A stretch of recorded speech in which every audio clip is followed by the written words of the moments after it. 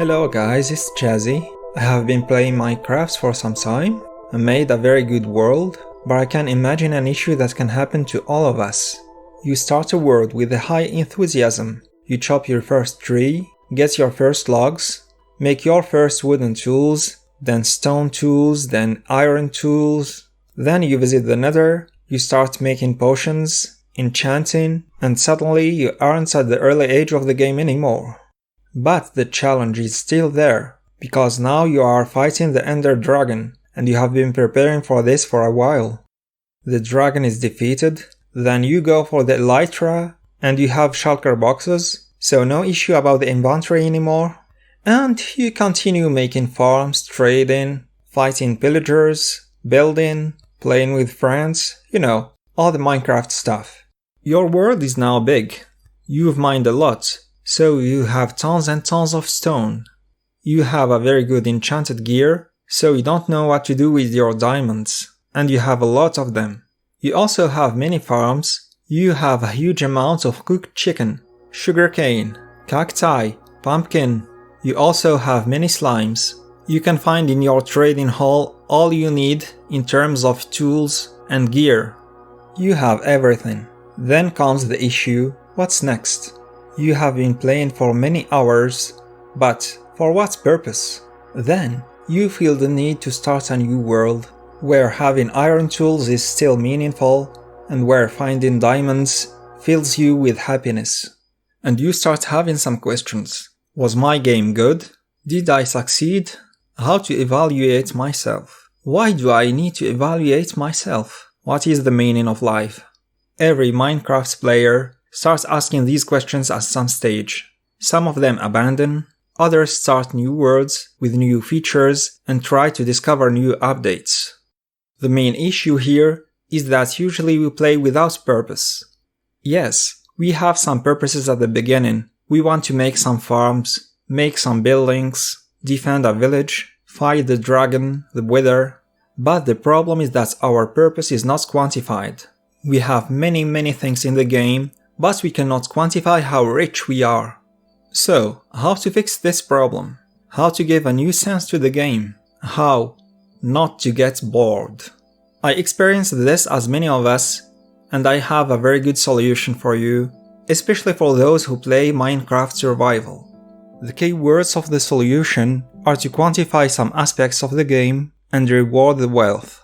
Minecraft is like a real-life situation. We start small to gain some wealth, and during this process, we do many actions. We do a lot of mining, so how to reward this mining? We fight a lot. How to reward these fights? How to reward the adventures? We spend time making impressive automatic farms. How to reward that? How to check if these farms are worth the time spent on them? Most of the things in Minecraft can be evaluated with emeralds. If you have noticed through the last updates, almost everything can be sold. Commerce is one of the main aspects of the game. But there are other aspects that we are going to talk about. We will see how to reward mining, how to reward going in adventures and gathering rare items, how to reward winning battles. Staying alive can also be a challenge. How can it be quantified without playing a hardcore Minecraft? And for those who have a good sense of architecture, how can it be rewarded? The most important aspects of the game in my experience is commerce. The first thing we need is a good visual way to quantify the wealth. We can define a purpose of the game in terms of emeralds. How many emeralds can we gather? Well, it might seem to be useless to have that many emeralds. But it is also useless to have 10 double chests of cacti. But emeralds is something you work for. Everything that is produced by farms can be converted into emeralds. So, instead of making a farm for the sake of making the farm, you can also add the aspect of commerce. In a single survival world, it is usually useless to have many items. You will never use everything you produce. But, when the purpose is to sell these items, the game takes another dimension. It justifies, for example, making automatic farms for all the crops. Let's be honest, we will never eat all these crops. One double chest of cooked potatoes are enough for all the game. But when we finish with many double chests of crops, it is a lost production. But if these crops are to be sold, it is a win. And everything can be evaluated with emeralds. You have too many andesite, diorite, and granite, go see the mason. You have too much wood, a spider farm, a chicken farm, go see the fletcher. You have too much coal and many performance iron farms, the toolsmith may be interested, or the armorer. Please, stop making cooked chicken farms. You will never eat all this chicken. Make automatic farms that produce raw chicken and go sell it to the butcher. Your cactus farm produces too many cacti? Find a shepherd who is interested in the green dye. In general, you should work both on your farms and your villagers. For every farm, try to find the villager that will buy everything you produce. So, at the end of the game, I will finish with many emeralds. What is the difference between having too many emeralds and too many cacti? Well, emeralds will stand for everything you produced in the game. It is like converting everything to only one unit. And this may allow you to define many levels of the gameplay. Are you familiar with beaconators? Yes, those pyramids of 9x9 base. We are not using them here to make beacons, but to calculate the wealth. In order to see your game in level, see how many emerald beaconators you can make. For recall, a beacon of this size is worth 164 emerald blocks. It is around 1400 emeralds, or 24 stacks. It seems a lot, but it is doable with all your mining and all the farms you make during the game. And here you can evaluate your level. You are a level 1 Minecraft player when you finish with 2 emerald beaconators.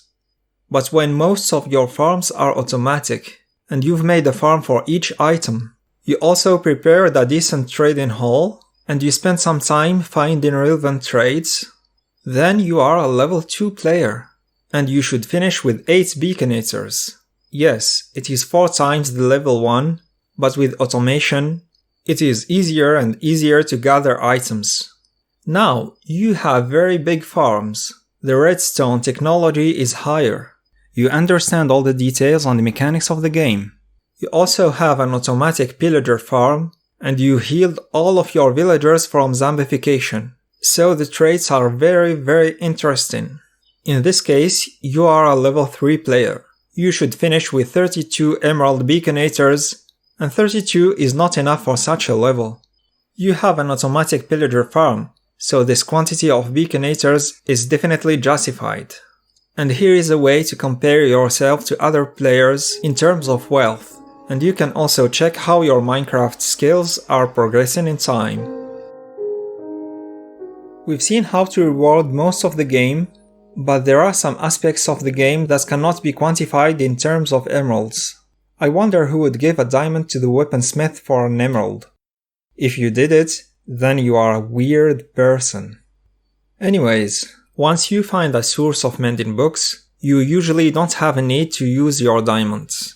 Even if you lose it to lava or to the void of the end, you will still have too many unused diamonds. And you know, diamond production cannot be automated. And the diamonds you found are the work of your hands. It is your own time spent on the game. And this should be rewarded. It is a way to quantify your mining skills. Or treasure hunting, but especially mining skills. A beaconator of diamonds may seem a bit too much for a level 1 player. 2 stacks of diamonds are enough for a level 1. If you don't have much experience on the game, you may need your diamonds to craft new gear, so it is easy to gather diamonds for other things. A level 2 player keeps his gear for a longer time. He also finds ways to get mending books, and his tools are well enchanted, so his mining is faster. If you are a level 2 miner, you should finish with 8 stacks of diamonds.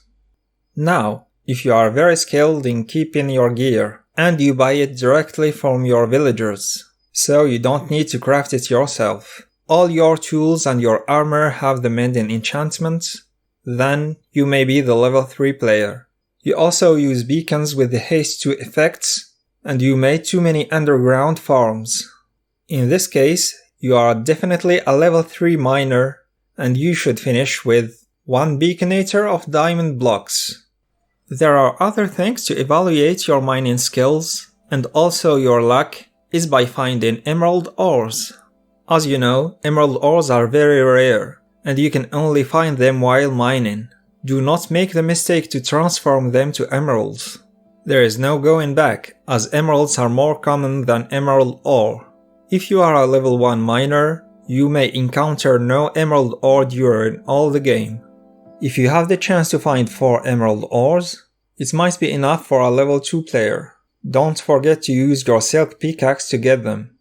And with your beacon with the haste 2 effect, you might be able to find 16 emerald ores in order to be a level 3 miner, or in this case, a level 3 lucky miner. And here is another way to reward your mining skills and the time spent on mining.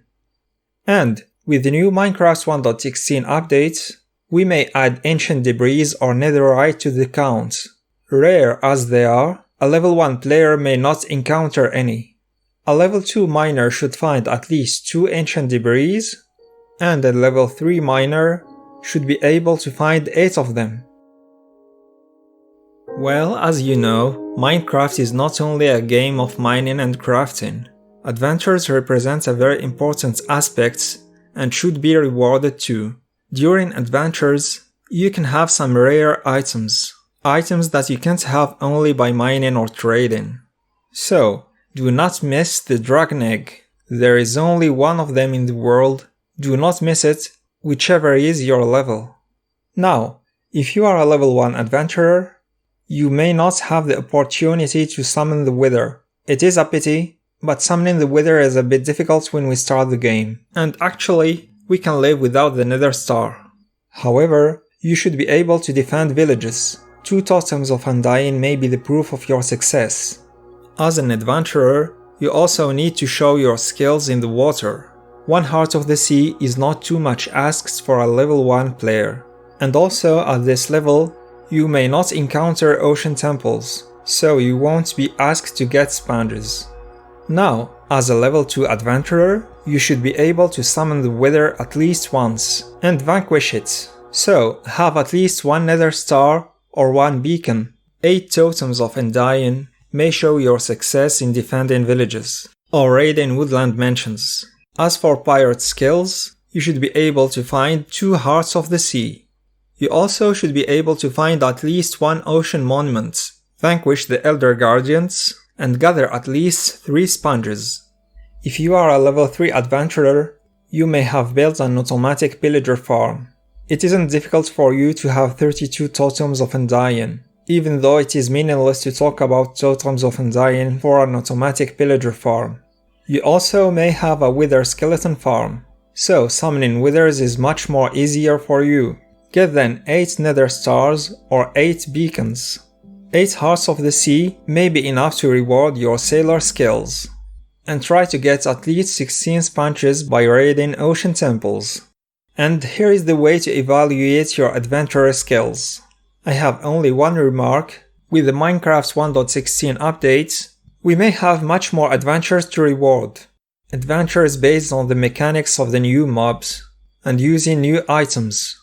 We may add to the list in the future, gathering other items such as ancient debris or netherite, soul speed enchantment book, or some rare items that will appear lately. Or also some weird mobs like a strider, riding another strider, riding another strider. Yes, it can happen. You know, at the beginning of the game, we are very interested in enchanting items, so experience is a valuable thing. But after some progress, we have XP farms and some villagers that can sell us enchanted gear. So, we are less frustrated when we lose our 30 levels when we die. Nonetheless, here's something to evaluate how long we've been living without dying. It is very difficult and frustrating to play Minecraft in hardcore mode. We should be allowed to get some deaths. It's a part of the game, especially at the beginning. But at some stage, we should try not to. And in order to show how much we are able to preserve our lives, XP level is a good indicator. So the Long Live the King challenge consists in preserving the life by gathering experience. It is very difficult to get to 60 levels unless we kill the dragon, so if you are a level 1 player at this challenge, get to 64 levels. However, if you miss the dragon, getting to 64 is very difficult. As a level 2, you should be able to do better. At some stage, you should be able to get to 96 levels. Well, for this time, we won't double the amount of levels, as the XP levels are harder and harder to get as long as they are higher. So 96 seems to be a correct amount for a level 2 player. Especially that you must have already built some XP farms, and you already have some correct gear. Now, as a level 3 player, you should be able to keep your life until a level of 128. It is easier said than done, but you should be able to do it. You may already have your Enderman farm, or Zombie Pigman farm, Super Smelter, or Guardian farm. All these farms give so much experience, and the Long Live the King challenge is a way to justify using these farms in single world, as most of the drops of these farms cannot be traded. And if you gather a very high level of experience and you lose it, never mind, you have your farms. I have seen many players go further than this, but they are very experienced in Minecraft. Some of them do it as challenges that they can post on YouTube, which isn't the case of all of us. So seriously, do not bother going further than 128 levels. As you may know, the game has its own list of challenges, known as advancements for the Java edition and achievements for the Bedrock edition. However, how much of us did finish the list of advancements? Here, I'm not going to advise you to finish this list. I'm going to push you to have your feeling of accomplishments, even if this list is not finished. It isn't because these challenges are hard to do. It is possible to do way more than that. But because some of these challenges are meant for people who are already bored of the game, which should not be the case if you follow these objectives. And some of these challenges are time-consuming, but we don't get any benefit from them. For example, for Java Edition, there is a progress called An Easy Alliance. It consists of bringing the ghast in the overworld and killing it there. It is possible to bring the dragon too, or bring the Elder Guardian to another dimension. However, we start thinking about these challenges when we don't know what to do with our game. And also, there is a progress that consists in taming cats. All type of cats. Seriously, what's for? I know that in the development of the game, they took time to put many skins of the cats. But they are just skins. Why should I have all of them? There are also many achievements in the Bedrock edition. But in the Bedrock edition, achievements are linked to the player. And in Java edition, they are linked to the world and to the player. So if you do it in Bedrock edition, you will do it once and for all. But in Java edition, you should do it for each world. And seriously, it isn't justified all the time. I'm not saying don't do it, but don't feel that your game is not finished if you don't finish all the progress. So, if you are a level 3 player, you should have your feeling of accomplishments if you finish 95% of the challenges. It allows you skipping 4 challenges in the Java edition if you don't want them, and about 5 or 6 challenges in the Bedrock edition. Seriously, do not feel frustrated if you are not at 100%. As a level 2 player, you should be able to skip about 10 challenges, or 16 in the Bedrock edition. Choose whatever challenges you don't want to do. And as a level 1 player, the normal progress should be enough, the one that you take while playing, without paying attention. It is the case of most of the challenges, so you should be at least of 70% of the progress. What if you finish everything? Well, you should do Minecraft for a living, and trust me, making all the challenges is worth making a video. You know, in Minecraft, most of the blocks are decorative. The creativity of the game is very high. It allows many things. And this is how it gets its success. And the time spent in making buildings good is far to be negligible. This time should be rewarded too. It is a pain when we see someone make very good buildings, spend time gathering the proper blocks, watch tutorials about building hacks, and then finishes his world and everything is forgotten about. It really should not be the case. You know, architectures in real world have portfolios. It's a kind of document that summarizes all the work they've done. It's like a resume with pictures and plans of what they've done. And this should be inspiring. If you are a good builder, you should show the world what you are able to do, especially if you've done it in survival. The challenge is doubled. A way to make portfolios in our case is using screenshots. You can share screenshots of your buildings in groups and give some advices about how you did this. You can also keep some screenshots with a backup of your world when you finish. It will remind you how inspired you are. If you think that your buildings are more accomplished, or you've built a complete system or a sort of city, think about sharing your map. There are some sites dedicated to this. And for sure, if this map is in survival, it's better. Now, if you think that your buildings are extremely good, you can keep a copy of them. Structural blocks in Minecraft make it possible. It is possible to save your building in 3D and load it in other worlds. It is also possible to save whole regions of your world and load them in other worlds. It should be a good thing. Each one of your worlds is a city, and when you finish several of them, you merge all your cities in the same world, and you start working on a system of transportation, for example. There are some tools that make this possible. MCA Selector, for instance, for Java Edition. There are even some apps on mobiles that can do it for Bedrock Edition. This way, all the progress of your life can be kept in one place.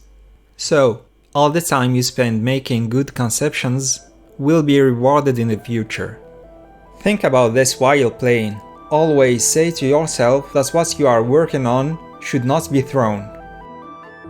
Well, I think we've talked about the main parts of the game, commerce and economy, that justifies most of the farms we are building, time spent preparing villagers, justifying also mass production of some items, even in single worlds, and quantifying the general wealth. Even if you don't need as much diamond, you can use it to reward your mining skills. If you make adventures, you will be able to gather rare items. It will make you feel how engaged you are in your game in the aspects of adventures. It isn't something we feel easily without a visual indicator. With the experience points you gather, you can visualize how long you are able to keep your life and feel how well is your gameplay, even if you are not in the hardcore mode. If you take this into account, you can even compare your level to other players you know or you follow on the internet. Try to complete the progress and achievements of the game, but most importantly, do not feel frustrated if you don't finish the list of challenges. You can be a very good player even if you don't finish everything, so do not fall in this trap. And at last, know that you are able not to lose the work you've done. There are some features in the game and some external applications that allow you keeping your progress in terms of creativity. Each building you've built, each region you've managed, can be saved as it is and used in other worlds. It can also be shared with other people. So, the time you spend playing in the game is not lost. Well, Minecraft friends, I hope these advices will help you see the game from another point of view. Try to use the kind of charts I presented here in order to quantify your progress and evaluate your game. This way, you will always have a purpose and make decisions based on quantified targets. You will know that your game is only a part of a global project that you are continuing for each world you start. This way, it is difficult to get bored. Thank you for your attention. Feel free to use the chart I developed and adapt it to your own choices. Don't forget to leave a like if you appreciate the content and use the comment section to share your ideas. It has been Jazzy, and see you in another one. Ciao!